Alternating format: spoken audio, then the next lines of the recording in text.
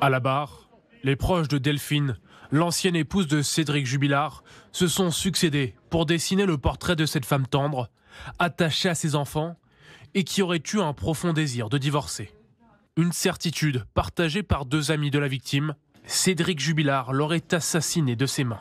L'accusé est lui décrit comme un père de famille aux nombreux vices, agressif avec ses enfants et sa femme, avec un point de non-retour dans leur relation, atteint à l'été 2020. Je pense que c'est une succession de témoignages qui dressent le portrait d'un homme dont on sait aujourd'hui qu'il était violent, qu'il était arrogant, qu'il était manipulateur, qu'il était menteur, qu'il était humiliant. Évidemment, c'est un portrait pas très beau que je décris, mais c'est celui que l'on compose avec ceux qui l'ont connu de près ou de loin. Pour les avocats de l'accusé, ce portrait, bien que défavorable, ne doit pas rendre leur client automatiquement coupable. Cédric n'est pas un homme parfait? Oui. Cédric n'est pas un père parfait? Oui. Comment se comportait-il avec Delphine?